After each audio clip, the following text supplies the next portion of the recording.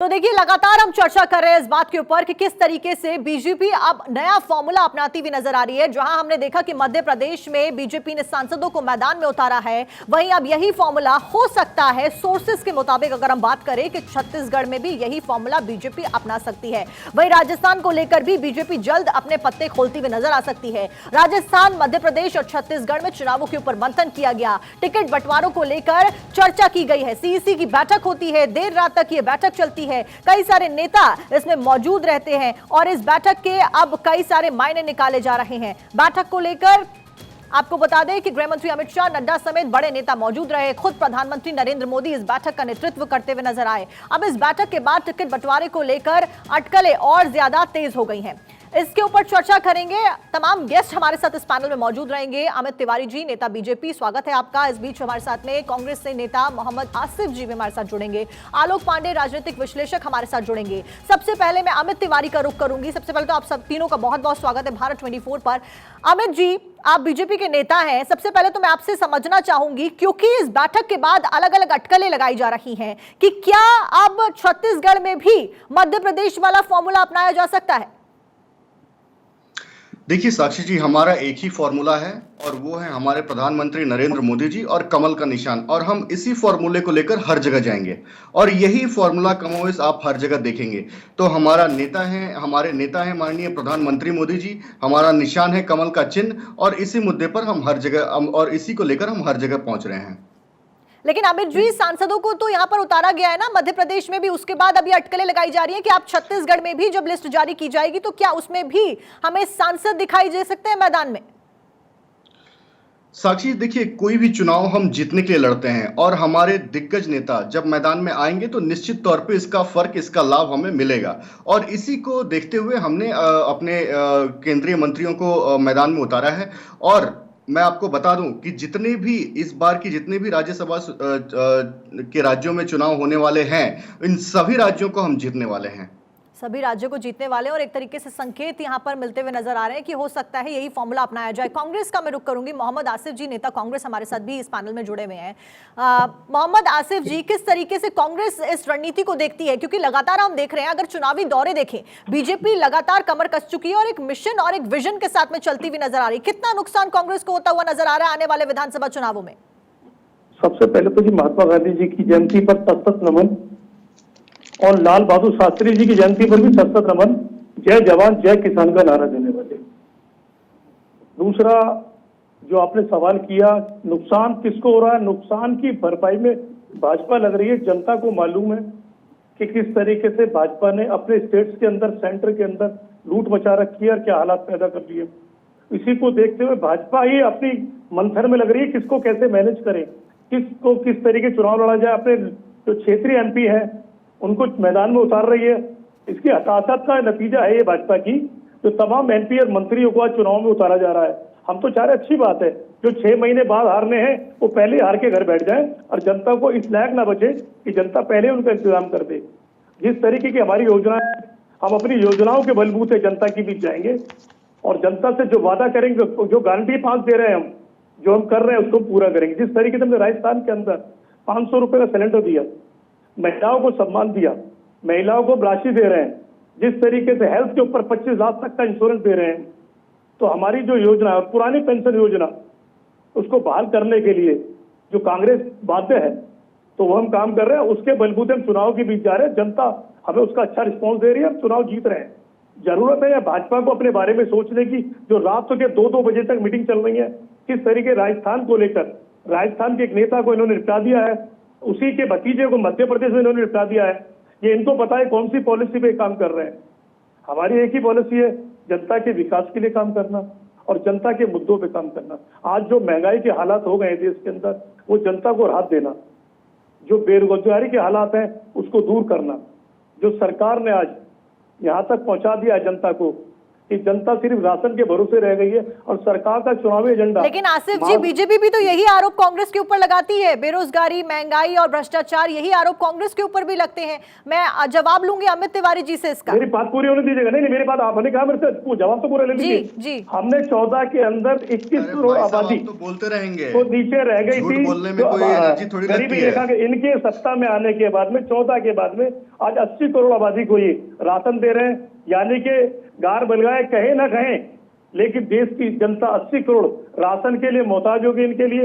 यही मेरा कहना है। इसको बाहर निकालने के लिए कांग्रेस पार्टी। ठीक है आसिफ जी, इसका जवाब मैं अमित जी से कहूंगी कि वो आपका जवाब दे आपकी बातों का। साक्षी, देखिए जिस तरीके से कांग्रेस हर मंच से झूठ कहती है और आज एक राष्ट्रीय चैनल पे बैठ के झूठ बोल रही है। आपकी इतनी बड़ी रिसर्च की टीम है, आप माइक लेकर जाइए राजस्थान में और पूछिए अगर एक भी लाभार्थी वो 500 रुपए सिलेंडर का कोई है तो वहां पे कांग्रेस की सरकार, गहलोत की सरकार राशन की किट दे रही है। जिस राशन के लिए और जिस नमक के लिए गांधी जी ने संघर्ष किया था, आज गांधी जी की जयंती है, उस राशन किट के नमक में ये मिलावट करके देते हैं। तो ये तो कांग्रेस का चरित्र है। इनकी नीयत ही नहीं है कि जनता को कोई लाभ पहुंचे। इनकी नीयत नहीं है कि जनता का किसी तरीके से भला हो। और इसी सारे मुद्दे को लेकर मैं आपको बताना चाहता हूं कि बेरोजगारी, सबसे ज्यादा बेरोजगारी अगर कहीं है तो वो राजस्थान में है। आप आंकड़े निकाल कर देख लीजिए। सबसे ज्यादा महंगाई 2022-23 और 23-24 के आंकड़े निकाल कर देख लीजिए। सबसे ज्यादा बेरोजगारी कहीं है तो वो राजस्थान में है। क्राइम रिकॉर्ड देख लीजिए, एनसीआरबी के रिपोर्ट्स निकाल कर देख लीजिए। सबसे ज्यादा अगर कहीं क्राइम और महिलाओं के लिए सबसे ज्यादा अगर कहीं क्राइम हो तो वो राजस्थान में है। तो जवाब दे कांग्रेस के नेता जो यहां पे बैठे हुए हैं। उसके बाद एक आंकड़ा मैं आपको और दे दूं, इनके केंद्रीय मंत्री, महिला केंद्रीय मंत्री राजस्थान की, वो कहती हैं कि पुलिस स्टेशन में हमारी बात सुनी नहीं जाती। इनके कैबिनेट मिनिस्टर राजस्थान के ये कहते हैं कि ये मर्दों का प्रदेश है, यहां रेप हो सकते हैं। और ये गठबंधन उनके साथ करते हैं जो कि ये कहते हैं कि लड़के हैं, लड़कों से गलती हो जाती है। तो ये तो इनकी संवेदनशीलता है जो ये दिखलाती है कि किस तरीके से ये महिलाओं के मुद्दे पे, बेरोजगारी के मुद्दे पे और डेवलपमेंट के मुद्दे पे ये फेल है। केवल एक जगह पास है, वो परिवारवाद, तुष्टीकरण और करप्शन। ये बस 3 जगह पास है, परिवारवाद, तुष्टीकरण और करप्शन। आलोक जी के पास भी मैं आऊंगी, राजनीतिक विश्लेषक है, लेकिन सबसे पहले मैं आसिफ जी के पास में जाऊंगी दोबारा एक बार फिर से। कांग्रेस के नेता है आसिफ जी आप, और लगातार आप अभी बीजेपी के ऊपर निशाना साध रहे थे। वहीं बीजेपी तो कह रही है कि आपकी सरकार में क्राइम बढ़ा है, अनएम्प्लॉयमेंट बढ़ी और साथ साथ में भ्रष्टाचार भी बढ़ा है। देखिए, इनके कहने से क्या होता है, देश की जनता को मालूम है ना क्या हालात इनके टाइम में हो गए। किस तरीके सिलेंडर का रेट इन्होंने 1100 पहुंचा दिया। कांग्रेस आज इस कदर डर गई है कि कांग्रेस के आधिकारिक ट्विटर अकाउंट से राहुल गांधी की फोटो ही हटा दी गई। बौखलाइए मत, डर गई है कांग्रेस। मैं आप बौखलाइए मत, मिर्ची मत लगाइए अपने आप मेरी बात सुनिए जैसे मैं आपकी सुन रहा हूँ। आप सुनिए जरा आराम से। मैं वही कह रहा हूँ, इंडिया गठबंधन बनने के बाद में आनंद फानन के अंदर सरकार ने 200 रुपए सिलेंडर पे कम किए, लेकिन आज फिर 200 रुपए कॉमर्शियल सिलेंडर पे इन्होंने बढ़ा दिए। यही इनकी नीति है, ये इनका चल चरित्र है। वही मैं कह रहा हूँ ना, क्राइम रेट आज हिंदुस्तान में इन्होंने कहा पहुंचा, किस तरीके से मॉब लिंचिंग होती है, एक आदमी को नाम देख के मार दिया जाता है। ये हालात तो इन्होंने देश के बना दिए हैं। ऐसे हालात मजबूत कर दिए इन्होंने देश को। नहीं, राजस्थान में अभी एक दिल्ली के मुस्लिम बालक को मार दिया गया। दिल्ली के अंदर एक बच्चे को सिर्फ फल उठाने के ऊपर एक समुदाय के लोगों ने मार दिया। ऐसे हालात हमने क्यों पैदा किए भाई? नहीं, आपने क्या बना दिया घटना है राजस्थान पे, उस पे क्या कहेंगे? एक बालक को मार दिया गया रोड रेज के केस में। अहिंसावादी, मोहब्बत करने वाले गांधी जी, कम से कम आज तो झूठ मत बोलो आप तो शांति पकड़ लीजिए। चलिए ठीक है, मैं आती हूँ आप दोनों के पास में। आलोक पांडे जी के पास जाना चाहूंगी क्योंकि वो बहुत देर से आप दोनों को सुन रहे हैं। पार्लियामेंट में ठीक है आसिफ जी, ये आपका महिलाओं का सम्मान है। ठीक है, आलोक पांडे जी के पास में जाऊंगी, राजनीतिक विश्लेषक हैं आप। राजनीतिक मायने क्या कुछ निकाले जाएं, ये सब कुछ जो हो रहा है, कल मीटिंग चली, घंटों तक इस मीटिंग में मंथन किया गया, चुनाव आने वाले हैं। आपको क्या लगता है राजनीतिक मायने क्या कुछ है इस मीटिंग के, और कितनी प्रभावशाली ये मीटिंग लगती हुई नजर आ रही है? और अगर हम बात करें फॉर्मूले की, क्योंकि ये कहा जा रहा है कि एमपी का फॉर्मूला अपनाया जा सकता है। साक्षी जी, कोई भी राजनीतिक दल चुनाव आने की पहले तैयारी अच्छा करे, जैसे बच्चा एग्जाम से पहले तैयारी अच्छा करता है, रात में 2-2 बजे तक जग के पढ़ाई करता है, तो इससे ये नहीं कह सकते कि 2 बजे तक जग के पढ़ाई कर रहा है वो बड़ा कमजोर है। हो सकता है वो 100 में से 99 नंबर लाने की कोशिश कर रहा हो, तो इसलिए ये तो राजनीतिक आरोप प्रत्यारोप चलता रहेगा। कांग्रेस कहे कि बीजेपी डर रही है, बीजेपी कहे कि कांग्रेस डर रही है।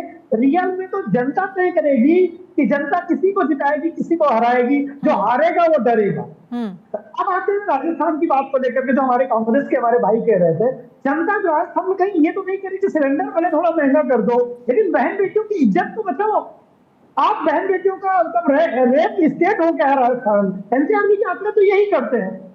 बीजेपी के लिए मणिपुर की बहन बेटी कहेंगी कि भाई तो थोड़ा और सिलेंडर महंगा कर दो, लेकिन जरा वहां पे हमारे लिए बेहतर हो। बहन बेटियों के लिए दोनों पार्टियों के लिए ब्लैक स्पॉट है। वहां एक घटना है मणिपुर में, लेकिन Rajasthan state capital rape state के रूप में दोनों के लिए एक गंभीर चुनौती है। और राजस्थान के लिए इसलिए भी गंभीर चुनौती ज्यादा बड़ी हो जाती है क्योंकि वहां पर संपूर्ण राज्य में महिलाएं सुरक्षित नहीं। इसलिए मैं दोनों भाइयों से कहूंगा, बीजेपी से भी कहूंगा, कांग्रेस से भी कहूंगा, असल मुद्दा चुनाव में महिलाएं होने जा रही है, इसीलिए तो महिलाएं बीजेपी लेके आई है। तो महिलाओं के लिए केवल हल्के बयानबाजी देने से बचें और महिलाओं के लिए रियलिटी में कुछ काम करें। खासकर लॉ एंड ऑर्डर के क्षेत्र में, कानून व्यवस्था के क्षेत्र में राजस्थान सरकार को भी और बेहतर काम करने की जरूरत है, क्योंकि उसके बगैर आप महिलाओं का मत प्राप्त करने की स्थिति में नहीं है। भारत में अब महिलाएं एक वोट बैंक के रूप में है, वो SC, ST और OBC अब नहीं रही। ठीक है, महिला एक वोट बैंक है। ठीक है आलोक जी, क्योंकि आपने महिलाओं का जिक्र किया और इस बीच में अमित तिवारी जी बीजेपी से हमारे साथ में मौजूद है। अमित जी, बीजेपी हमेशा महिलाओं के हित की बात करती आई है और इसमें कोई दोहराए नहीं है कि किस तरीके से महिलाओं का जो आगे बढ़ाने का काम है वो बीजेपी ने किया है। लेकिन इस बीच में कल हमने देखा कि किस तरीके से शिवराज सिंह चौहान एक बयान देते हुए नजर आए। उन्होंने महिलाओं से कहा कि ऐसा भैया मिलेगा नहीं, जब चला जाऊंगा तो याद आऊंगा। और यहां पर क्या हम ये कह सकते हैं कि क्योंकि सांसदों को टिकट दे दिया गया है और शिवराज सिंह चौहान की टिकट को लेकर अब तक कुछ स्पष्टीकरण नहीं दिया गया, इसलिए ऐसा बयान दिया गया है?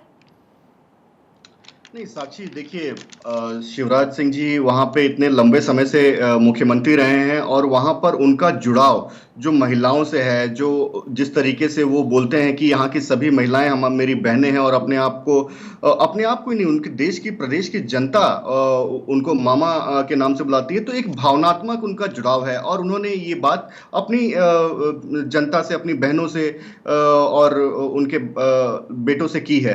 तो मुझे नहीं लगता कि इसमें कहीं कोई संकेत है। ये जस्ट एक तो क्या बहनें मामा की नैया पार लगाती हुई नजर आएंगी? देखिए, बहनें तो होती हैं भाइयों, वो तो हमेशा ही प्रेयर करती हैं कि मेरा भाई आगे बढ़े और सुरक्षित रहे। तो बहनें तो हमेशा ही सदैव भाई के साथ रहती है। मेरी भी बहन है, वो हमेशा प्रार्थना करती है कि भाई सुरक्षित रहे, आगे बढ़े और तरक्की करे। तो निश्चित तौर पे तो अमित जी, 3 केंद्रीय मंत्रियों को और 7 सांसदों को उतार दिया गया है मध्य प्रदेश की अगर मैं बात करूं, तो शिवराज सिंह चौहान के नाम के ऊपर अब तक कुछ स्पष्टीकरण क्यों नहीं आया सामने? और उसके बाद इस तरीके का बयान, तो सवाल वही है। जी बिल्कुल, देखिए वो ऑलरेडी प्रधानमंत्री जहां भी जाते हैं वो उनके साथ दिखते हैं और मुझे नहीं लगता कि इसमें, देखिए केंद्रीय मंत्रियों को मैदान में उतारना ये हमारी एक रणनीति है और जिसके तहत हम काम कर रहे हैं और हम चाहते हैं कि अच्छा, केंद्रीय मंत्रियों को मैदान में उतारना आपकी रणनीति है, लेकिन एक बात समझने वाली ये होगी, क्योंकि विधानसभा चुनाव केवल टारगेट नहीं है, लोकसभा चुनाव भी टारगेट है और लगातार सारी पार्टियां इसी के तहत काम करती हुई नजर आ रही है। लोकसभा चुनावों में क्या कुछ किया जाएगा? जब अपने सांसदों को विधानसभा में उतार दिया तो क्या लोकसभा में नए प्रत्याशी नजर आएंगे? वो पार्टी के सामने वो विषय है, जब वो भी आपके सामने आ जाएगा, जब उस पर निर्णय कोई आ जाएगा तो। लेकिन क्या कुछ रणनीति के तहत तो उतारा गया होगा ना? बीजेपी ने कुछ तो सोचा होगा कि कैसे हम उतार रहे हैं तो आगे क्या करेंगे लोकसभा चुनाव, क्योंकि हमेशा से बीजेपी जानी जाती है एक चाणक्य नीति के लिए, तो वो नीति क्या है? देखिए, हमारे चाणक्य जी अमित शाह जी हैं जो सारे डिसीजंस इसके रिलेटेड लेते हैं और जब वो डिसीजंस आ जाएंगे तो आपके सामने भी आ जाएगा। ठीक है, आप बताना नहीं चाह रहे हैं। मोहम्मद आसिफ जी के पास मैं जाऊंगी, कांग्रेस नेता हमारे साथ मोहम्मद आसिफ लगातार जुड़े हुए हैं। आपकी रणनीति क्या कुछ होगी? क्योंकि 23 के रण में अगर विधानसभा चुनावों की बात की जाए, बीजेपी तो पूरी तरीके से मिशन के साथ में चलती हुई नजर आ रही है, अलग अलग पैंतरे अपनाती हुई नजर आ रही है। कांग्रेस क्या फॉर्मूला अपना रही है 23 के रण में? सबसे पहले तो जी आप ही के चैनल से पता चला जी मामा जी की विदाई हो रही है। मामा जी कह रहे हैं बहनें याद करेंगी, भाई को बहनें हमेशा याद करती हैं, सत्ता में रहे ना रहे, बहन के लिए भाई होता याद करेंगी। उन्होंने मान लिया कि मैं सत्ता से जा रहा हूँ। दूसरा, रणनीति हमने, हमारे कमलनाथ जी शुरू से ही मध्य प्रदेश के लिए काम कर रहे हैं, मध्य प्रदेश की जनता के बीच हैं। हमारी यही रणनीति है कि जनता के बीच रह के जनता के दुख दर्द को समझना।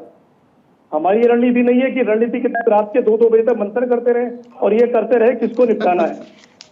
आपस में एक दूसरे को निपटाने में लग चुके हैं भाजपा के लोग। प्रधानमंत्री जी जाते हैं मध्य प्रदेश। आसिफ जी एक सेकंड, अमित जी आसिफ जी तो कह रहे हैं कि यहाँ पर सीधा शिवराज जी की विदाई हो रही है।